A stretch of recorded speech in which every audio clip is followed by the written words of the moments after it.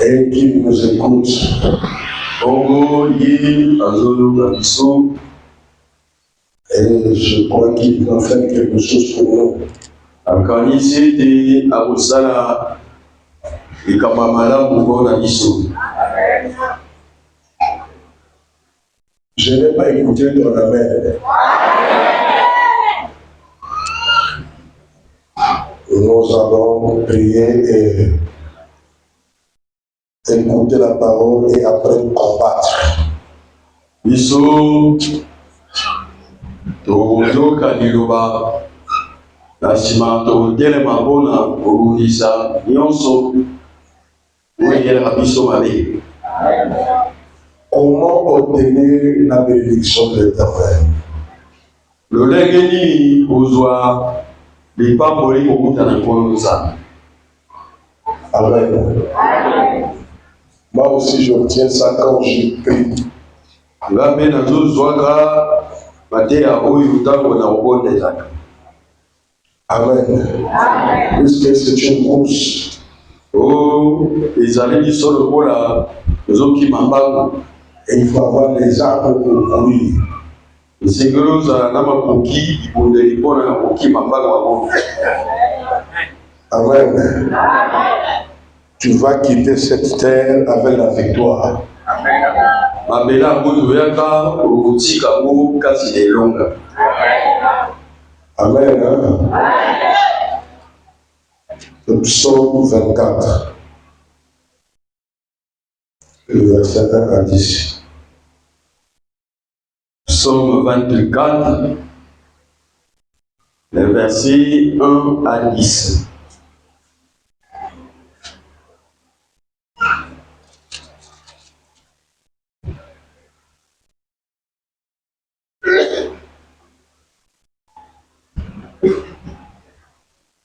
Tu as vu le psaume? Tu n'as même pas de Bible. Yozangaka Biblia. Ou tu as oublié la Bible à la maison. To obosani yango na ndako. Le bana moninga soit sérieux, voilà. Sinon, le bien-aimé, Soki te ndeko na ngai, soyons sérieux s'il vous plaît. tozala sembo bandeko na ngai. Quand tu vois les gens à la veillée mortuaire, comment les gens sont sérieux. Tango ozomona bato na bandakisa makambo etali matanga makambo nyonso ya kuna bazwaka na kisérieux nyonso. Faut prendre sérieux, Dieu au sérieux. Yakambo ya nzambe mpe yo ozwa yango na motu ya makasi. Amen. Dans mon quartier, là, vraiment, cette nuit, on n'a pas dormi à cause des veillées mortuaires. Na quartier na ngai kuna buja lelo ndeko na ngai tolali te mpona bamatanga. Mais celui qui est mort là, et pourtant je le voyais là assis. Non. Comment obtenir la bénédiction de l'Éternel? Est-ce que vous avez compris quelque chose? Mabele na nyonso na yango ezali ya nkolo nzambe. Mabele ya nani? Ya nkolo Yesu. Mabele ya nani? Celui qui réclame la terre est maudit. Paternité à Mabele, le monde et ce qu'il habite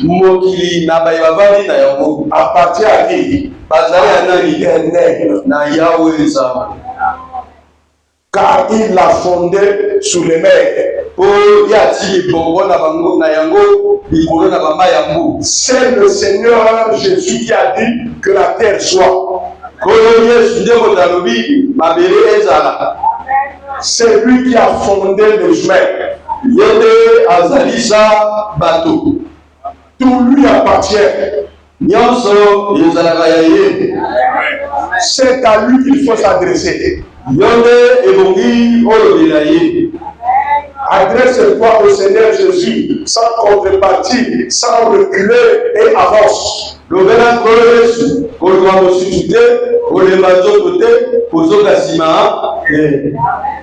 Jamais le bien-aimé. Car il Il l'a fondé sur les mers et a fermi sur les fleuves. Oyati makoli na yango likolo ya mai ya mbu na mai ya libale. Vous entendez là? Tout lui appartient. Nyonso ezali ya ye. Les forêts, Bazamba, les animaux, banyama, les femmes, basi, les hommes, mibali, la création, bokelaki nyonso, le soleil, moi, la lune. sanza. Il a mis le soleil pour présider au jour. Atelemisi moi po ekaba bokili na moi. Et la lune pour présider la nuit. Sanza ezala bokoza butu. Il est celui qui a mis le vent Yede moto atelemisi mipepe. pour que nous respirions. Po biso topema. Si nous retirons le vent, il n'y a plus de respiration. Soka lokolo mopepe ya biso pe alimentation. Rien ne vivra. Et là on va te aussi la bomo. Amen. Dis amen. Dis encore amen. Donc personne ne peut réclamer ta vie. Aucune Aucune création ne peut réclamer ta vie. S'il vient par le songe, tu dis non. S'il vient par la maladie, tu dis non. Tout appartient à Jésus. Est-ce que tu entends ce mélodie? Tu ne dois à personne. Tu ne dois les explications à personne. À Jésus seul. C'est lui qui te pardonne. C'est lui qui te lave par ton sang. C'est lui qui te purifie. C'est lui qui te guérit. C'est lui qui donne la vie éternelle. Et c'est lui qui fait tout pour moi et moi. Personne d'autre ne l'est. Quand il décide, il n'y a pas quelqu'un qui dit le contraire. Non, il n'y a rien. Il peut parler. Ces paroles n'auront pas été comme les paroles de Jésus-Christ. Je vous dis la vérité, quelqu'un peut dire tu vas mourir, mais tu ne mourras pas par sa parole. Tu mourras par la parole de Jésus de Nazareth. Amen, je peux dire la vérité. Même si ça marche pas gauche à droite, reste stérile. Zala Sebo, sois ferme vers l'éternel de jamais. À tout moment, il va intervenir. Jamais de bien-aimé. Qui pourra monter à la montagne de l'éternel?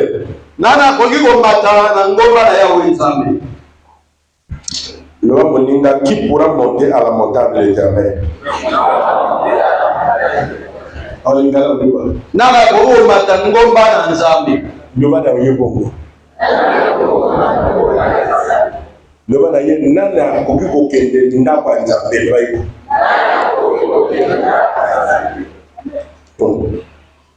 qui se lèvera jusqu'à son lieu saint. Nana ngwa otodwama kino esika na ye aisanga. Ah, tu ne comprends pas.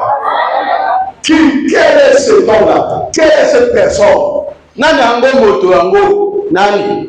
Qui peut avancer faire la maison de l'Éternel? Qui peut toucher Dieu? Qui peut faire trembler les autres? Qui dont la prière peut sonner partout? Oh, on me dit amen, bien-aimé. Dis encore amen, bien-aimé. Qui est celui-là qui peut aller jusqu'à son lieu saint? Tu as vu le verset 4? Hein? On dit quoi? Alors il... Hein? Hein? On le prend ça encore.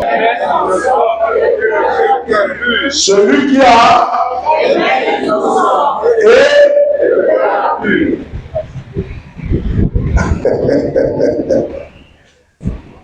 On dit encore, un peu plus bas, on dit.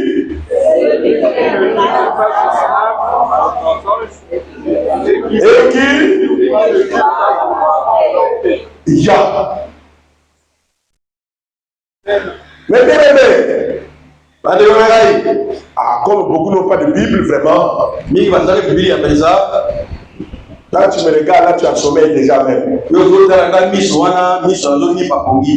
tu viens pour que je prie pour toi, mais la parole, tu ne prends pas, mais la bénédiction que tu prends, on va te voler ça.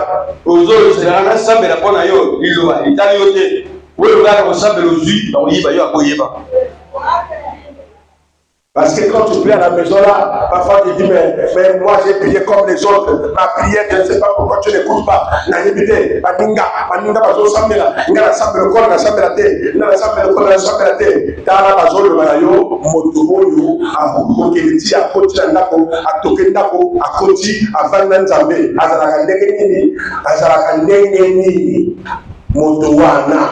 Mwasi wana, mobali wana, oya kukolo nzambe bonjour, oya kukolo nzambe na nzwa eloko oyo, oya kukolo na nzambe azalaka ndenge.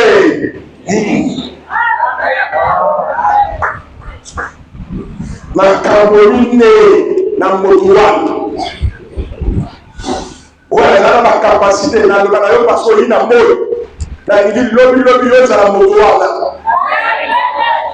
Au niveau de la motowana, oui, le col de l'Insambi, il faut la motowana. Motowana nani, oh yo, puisque le retour à le retour est ailleurs. Et on a vu l'hôtel. Et à papa dans l'hôtel. Mais bon, on va voir la boîte, on va dire à bateau, le couta. À la comité que, interagir à la bateau, le couta. Makambo bilo de la tradition la wana la Bible les athées. Vous la bête. La belle la casse. Alors makambo do c'est le niveau de baké. Na le baké na ndeko koke. Acte 4 verset 12 c'est le parole du Bible. Makambo do a jamais la combo ya Yesu. Donc même Jean 14 va le dire, tout ce que vous demandera mon nom. Voyez-le, vous l'avez reçu. Non. Tout ce que vous demanderez mon nom, je le ferai. Tout ce que vous demanderez en mon nom. Vous demandez Lingala, allez-y. Oh, comme c'est là, la combo ya balai. Parce que moi, je dis que mon corps, allez venir dans la route église à 6 000 balais. Balais palmier. Dans l'église où tu n'as pas l'air, il y a sacré. Balé au bout d'un zété. Les rameaux. Donc, tu as la lola, à zone de pondre le balai. Na combo. Aux hommes de la Batamokili, la tradition à Bango, la continue à Kati, la coupe bouleversée d'orgie. Malgré que Yesu, nous allons répondre à Congo, il y a Yesu, nous allons répondre à Congo, il y a Yesu, na Batoyo, Bason Tambola, na Bosembo, mais pas toi, non, tu as bougie, tu as éteint, Simambongo, Futambongo, Bape Malé côté à Nzambe. Donc Nzambe a couru pour le pouvoir, ma France est fa. Ma France, on va s'en na poto. Nzambe a l'heure. Nous allons dépendre de l'Union de la Sarité. Nous allons mener les autres capacités.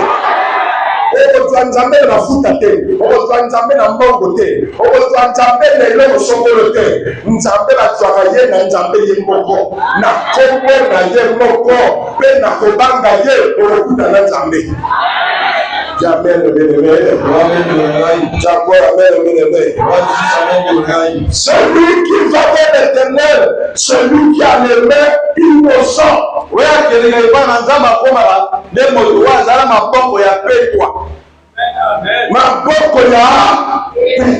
les mains innocentes, quelqu'un qui ne se reproche pas de ses mains. Attention quand tu pries l'Éternel. Vérifie si tes mains sont innocentes. Quelque part tu n'as pas dérobé. Est-ce qu'il n'y a pas un morobo? Avec ces mains-là, tu n'as pas trompé.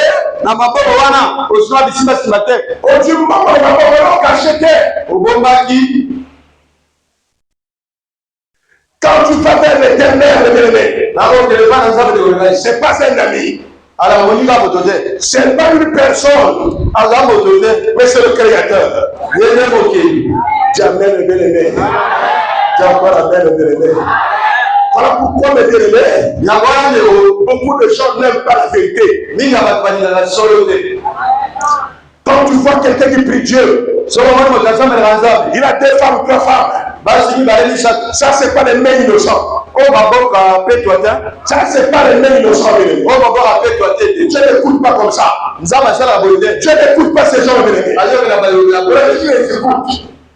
Quand Dieu n'est pas là, qui est là? Hein? C'est Satan qui est là. Satan est Azali. Celui qui va vers Dieu, c'est celui qui a les mains innocents. Et celui qui a le cœur pur.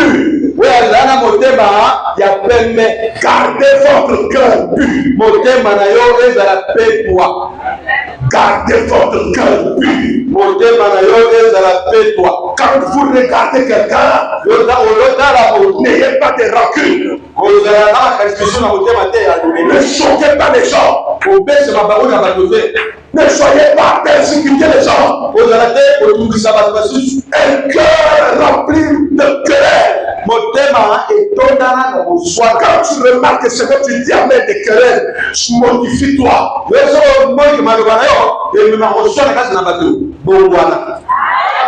Parce que quand le malheur va venir, quand tu vas te mettre à prier, Dieu ne va pas t'écouter.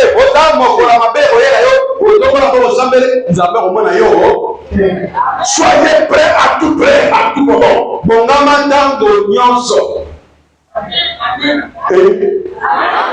Jamais le bien-aimé. Jamais le bien-aimé.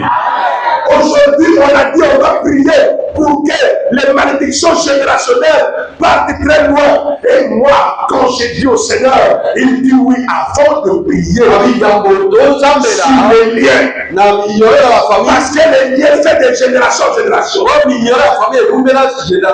devrez d'abord avoir les mains innocentes. Vous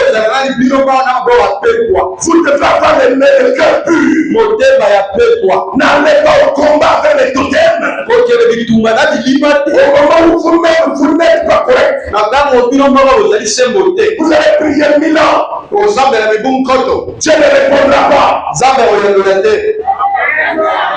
Jamais le bien-aimé.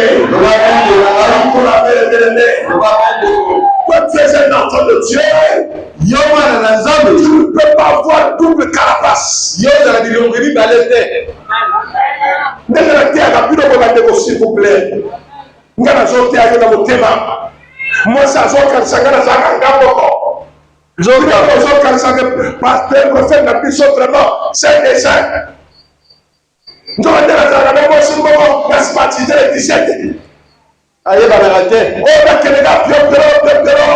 à 22h, na gomi. Na komi pour après,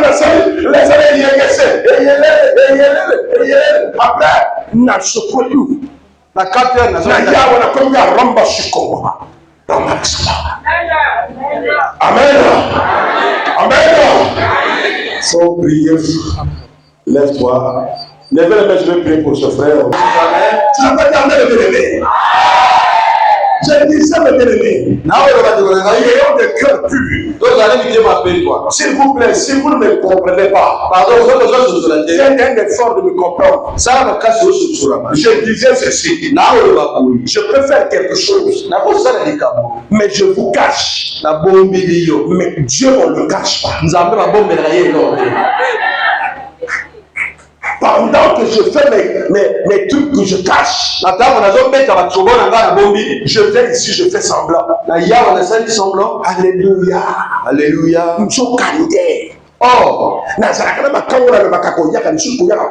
j'ai eu une copine que j'ai donné l'ultimatum de ne pas mettre le pied ici. Mon cœur n'est pas pur. Mon cœur est dangereux. En ce moment-là, ce qui agit en moi, ce n'est pas le Saint-Esprit, c'est la sorcellerie. Non, je sais ça, c'est la vérité de l'année. Parce que vous croyez que toutes ces églises, beaucoup se savent passer par les églises. Beaucoup ce sont des sorciers. Comment tu peux avoir un double cœur? Moi, je rassurer que vraiment, nous sommes des temps où il y a Bimaka. Oh yo, commande un téléphone, ABC, nous sommes nous au bal. Donc, les choses, ça n'a pas confié confiant. Aux autres pays, tu as confiant.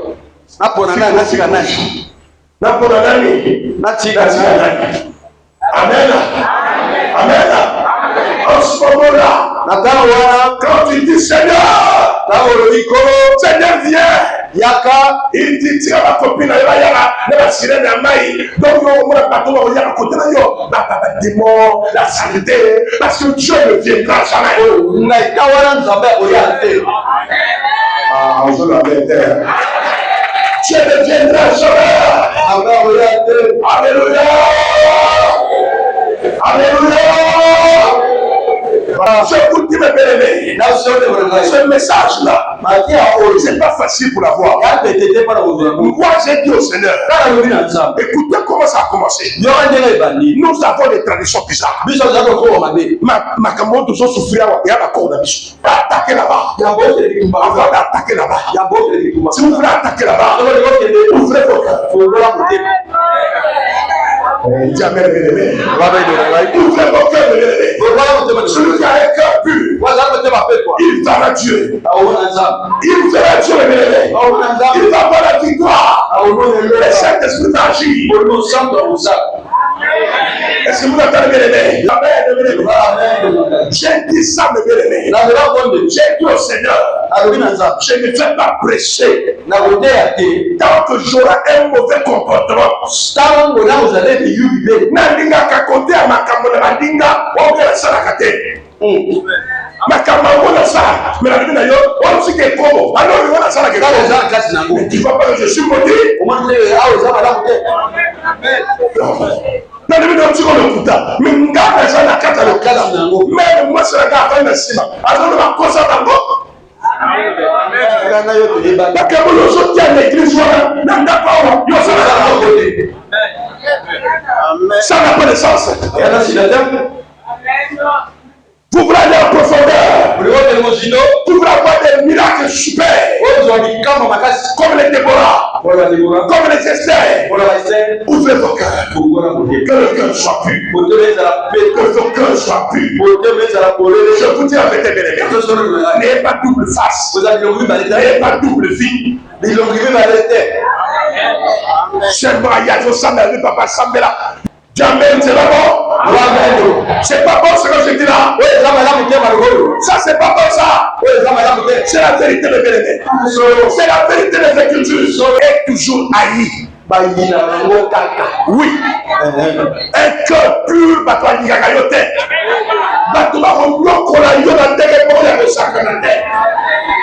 je te dis mais moi je ne sais pas ce qu'ils me disent. Je ne sais pas là où ils vont.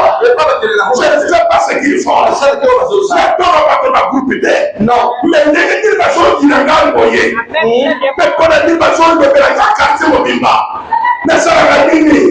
Mais ça va pas vous passer à yémi que le corps de commis bon prière n'a eu ça dangereux. Est-ce que tu m'entends bien? Est-ce que tu entends ce que je dis là? Garde ton corps pur. Car tu combattras. Tu auras la victoire. Pardon ma peine ailleurs. Dieu te gardera. Ce qui fait parfois je suis là toujours. Malgré ce que les gens parlent, c'est le cœur de Dieu. Plus que tu es proche de Dieu, plus que tu seras guéri, plus que tu seras délivré, plus que tu seras béni, plus que tu seras élevé, plus que tu vas prospérer.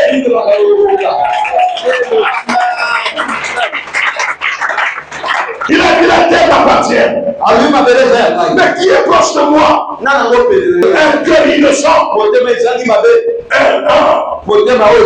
cœur pur. Attends, la mettre les capotés. celui qui ne livre pas son âme quoi au mensonge. Celui qui ne livre pas son âme au mensonge. Celui qui ne critique pas de maison en maison. Abimawa vandawa abimawa koti abimawa onzoya awa okemoloba otienda koyo otienda koyo okemoloba kuna yo nani yo million yo porte parole ya quel gouvernement porte parole ya gouvernement ya mensonge.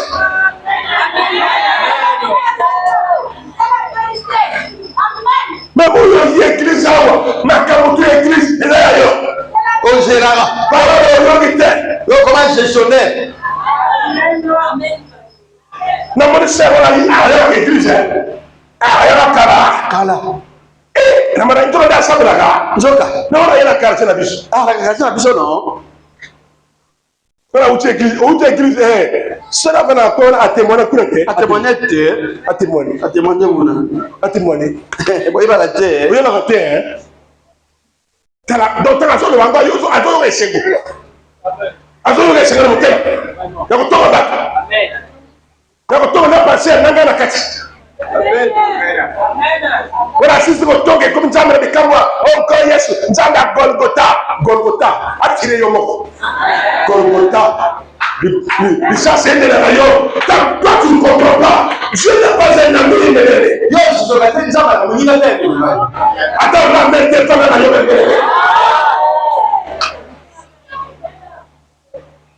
Moi, je ne comprends pas le cœur des gens. Ce qui va te changer, tu n'es pas d'accord. Ce qui tu vas te donner la victoire, tu n'es pas d'accord. Mais quand on prêche, les gens de tout le monde, tout le monde est d'accord. Alléluia. Alléluia.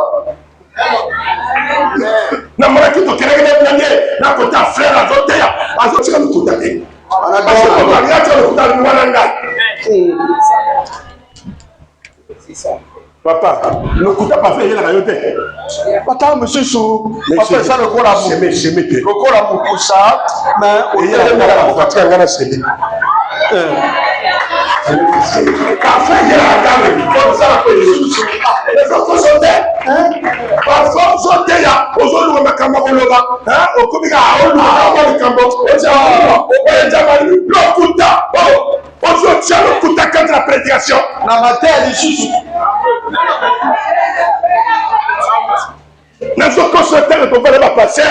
Pour le Baka. Le passer, il va tirer à 12 ans le Kuta la quête. Papa, dis-moi. Nous sommes consultés. Pour qu'elle convaincre le bateau. Pour aller pour l'été, ma base, c'est bien. Assoiter le Kambo. Alléluia. Alléluia. Oh, c'est un peu trop nous. Azot, ça va te mettre dans ma sauce, la berry. Malnutrition. Malnutrition parce que ma terre, elle a un coup de la tête. On va la diarrhée. Nous sommes consultés le bénéfice. Celui qui véhicule le mensonge, c'est pas possible. Même hier, je disais ça. Le nom de ma mère a TikTok normalement, et le nom a même Mbito. Malgré que ma camarade est allée, mais n'importe qui sera à Téléni, à Kouton, à Doma, à Lobi, mais ma camarade a mis ça la terre. Non. Aujourd'hui, la même terre. La même en cas de parce que vous priez. Ça ne te concerne pas. Ça ne te concerne pas. C'est que tu as fait dans la maison d'autrui, ça te concerne. Attends, comme pour le monnaie, mon père, à comment le bras, moi, ça lui tient à ma cam. À lui, mon père m'appelle, mon père de la Syrie, il y a comme le col à arbitre. Autant gauche, autant droite. A tu lui le tu as mis à quoi? Oh, tu connais, Tika. Comment la boîte au quartier bateau, Karnishi, Zoro, Ande la Chouanaka. Ndenga fio tout le mobile là. Comment n'est-ce que le Kuta? Vraiment.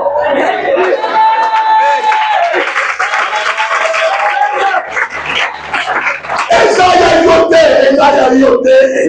So qui dit dans le corps, l'ora oyoto kendete.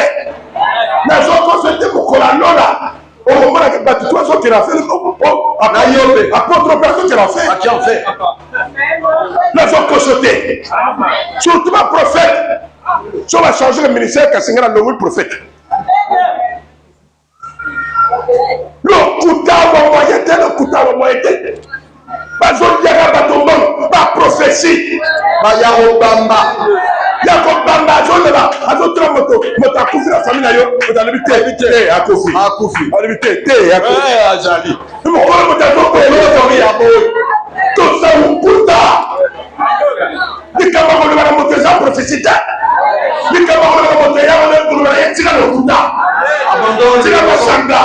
C'est la Yokobo. Abandon, c'est le thème à peine ma camarade.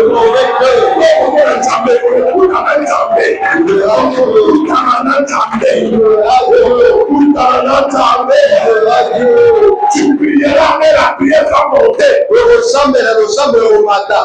Le matin, il va fondre au thème, c'est la prière à ma lampe.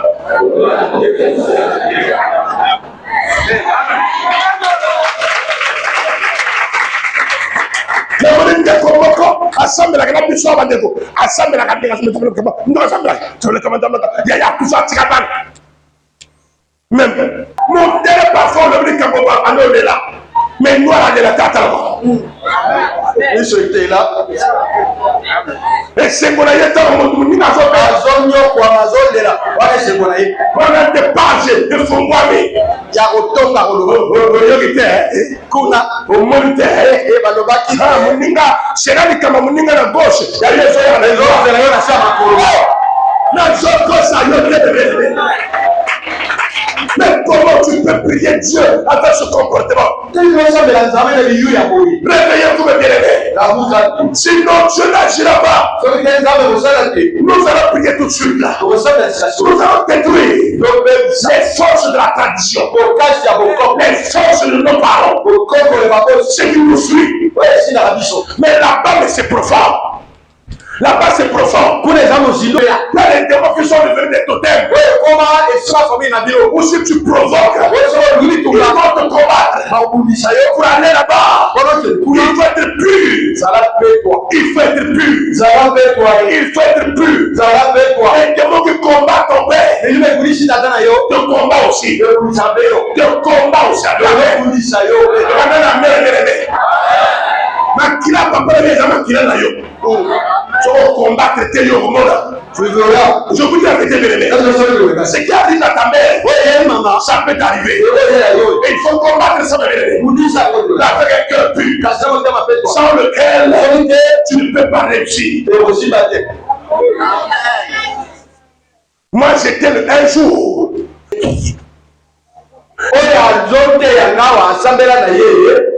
Bonzambe il m'a pété. Avant de jeter à bas de bouillie. Kosa m'a pété. Ne fais pas le mal. Papa, tata Kosa m'a pété. Ne fais pas le mal. La dominion n'a pas fierté. Les dernières paroles avant le sang de mourir. Que mon père m'a dit. Mais vous voulez que tu parles comment? Que je suive l'euphorie des gens. Que je suive le nombre des gens. Ma femme alléluia, il est puissant, Moi, je m'en fous de pas être puissant. Moi, je prépare les cœurs qui veulent affronter Dieu. Que vous soyez deux, que vous soyez trois, que vous soyez 20, que vous soyez 1000. Peu importe le nombre. Il va y avoir des gens qui ont des cœurs purs. Pour arrêter le cycle de la malédiction familiale. Vous plaquez mes bien-aimés. Quand tu fais ça, tu crois que tu es en train de faire de nuire à quelqu'un. Tu vas remarquer que les mêmes choses qui t'arrivent, ça commence à arriver aux enfants. Oui. Ça commence. Mais c'est toi qui n'as pas arrêté ça. Tu pouvais arrêter ça. Si tu te comportais strictement devant Dieu. Nous devrons arrêter ça. Apprendre à arrêté le cycle des fétiches de son père. Il a arrêté simplement, il a craint Dieu. Vous croyez qu'il ne craignait pas Dieu? Un roi prend sa femme. Et le roi, la nuit, n'a pas touché sa femme. La nuit, n'a pas touché. Vous croyez qu'il n'a pas touché parce que Abraham était le roi de Dieu? Non. C'est parce qu'Abraham craignait Dieu. Abraham craignait Dieu. C'est la crainte de Dieu qui fait que tu peux te sauver n'importe où. Tu vas arrêter le cycle de la malédiction dans ta génération, dans ta progéniture.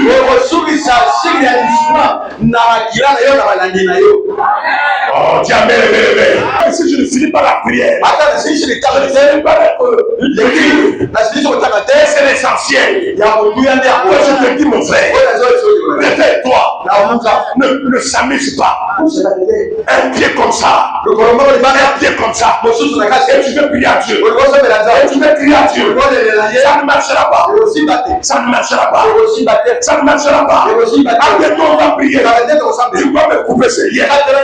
Ce lien de famille. Où les gens meurent par crise cardiaque. Les signes de la malédiction de ta mère commencent à se dessiner. Les signes de la malédiction de ton père commencent à se dessiner. C'est pas le temps de problème. N'allez pas avec un homme qui ne vous a pas marié. Ah, tu n'as pas dit amen, hein? Tu n'as pas dit amen, hein? J'ai dit une soeur qui m'a appelé. Il m'a dit, j'ai tué beaucoup de femmes entre mes cuisses. Beaucoup d'hommes. Alors, le sexe est comme nyoka. Monoko na ye. Abina boma. Na boma ko. Minjo monaka batambolaka ndani wana kata makolo. Parfois il ne le sait pas. Nova kota vanda. À travers des copines. Nazera ki makambo na yo. On kende na moto boye pas. Moto wala yimudi. Otamona ni bali mususu awa. Bandeko otamona nyoka. Semence na nyo ezana yo. Okerisi mobali na njota mibali nzolande ezanyoka. Amen. Rappelle ça à tes frères et sœurs. Quand tu vas rappeler ça, tout le monde sera comme mort. Tu verras qu'il ne faut pas te regarder. Vous verrez même d'autres ne vont pas donner le front.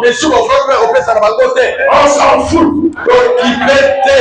On s'en fout. Pour que le monde a été à Kawa. Et l'homme mort va faire la pécité. Ande comme un marié missa. Na Boutou, l'homme de Dieu.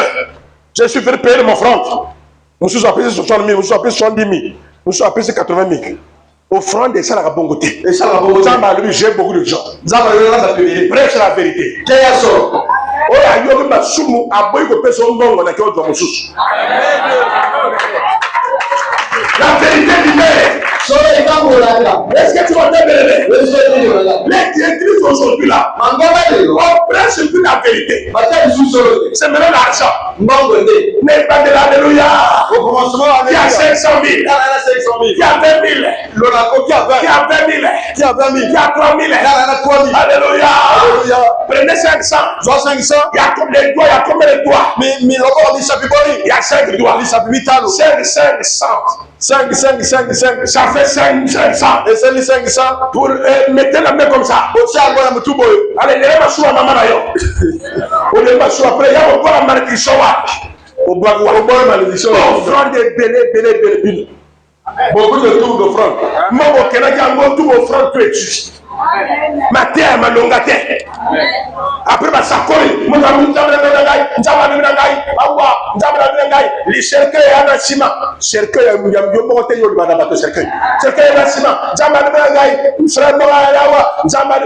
Frère, tellement, il y a ce que j'appelle souvent le meilleur tout va le goûter le matin.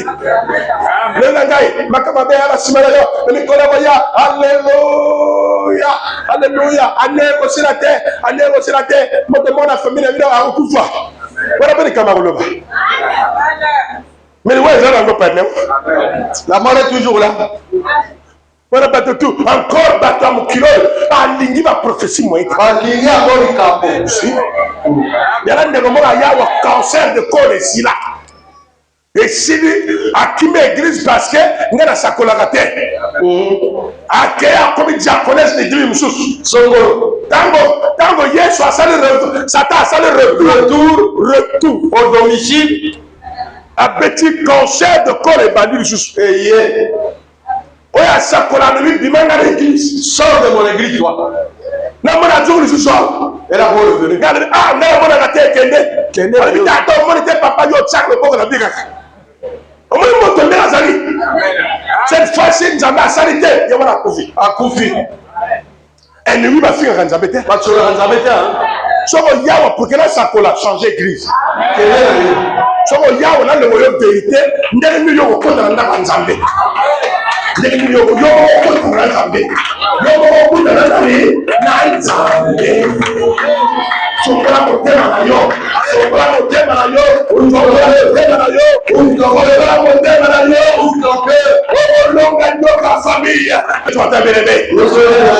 un cœur pur dans une maison.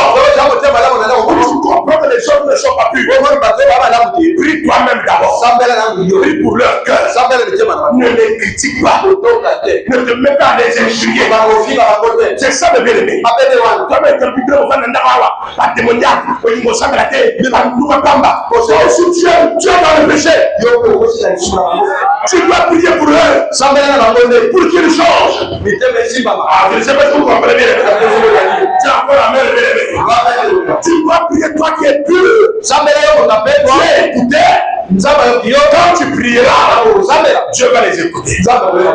Voilà pourquoi je suis vers la fin. Faites la différence.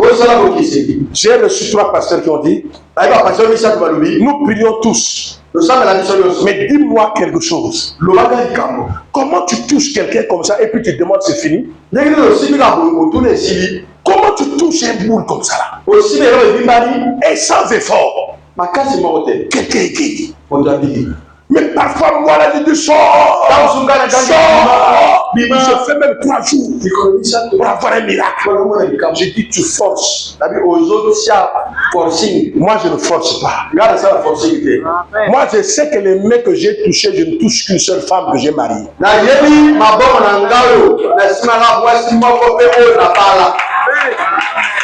Je ne touche pas les sœurs. Mission na tali mwana mwasi na lobi nzamba azwa loko. Mais mission na yoso otali mwana mwasi obando lula frère yango frère ya ye na sima tala ye la formé yo komi ko pima na mwasi na kana makanisi kaka. Non, devant le miracle, devant la maladie, tu es nul. Liboso na mukakatalo oza pamba.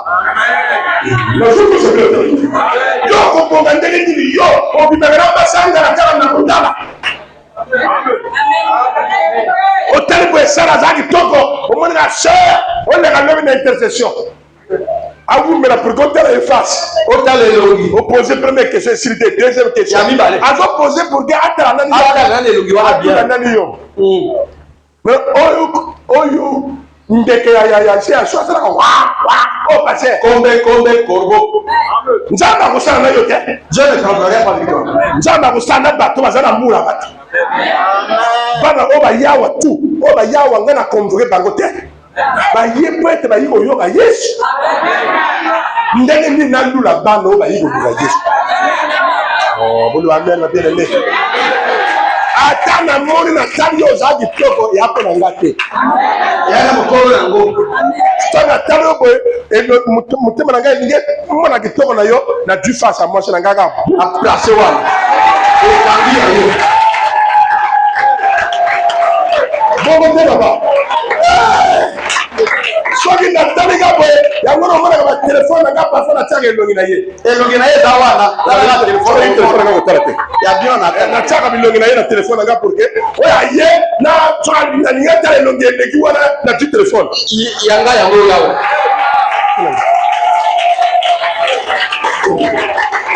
Non, pour sa face là, yo. Et le mineur, il a raté. Et elle a bien. Mais je crois que c'est mon kilo. Tu dis, mais tu n'es pas normal. Comment lui, le parole, il comment tu fais les envier? Moi, il y a lui, même la secret, il y a une zone. Mais tu vas me parler. J'aime les gens. C'est ça m'a fait, c'est comme mon père. Mais tu me donnes un nom. Je vais te dire, on va te demander, frère, un gambo. Gambo, là, il est inauguré.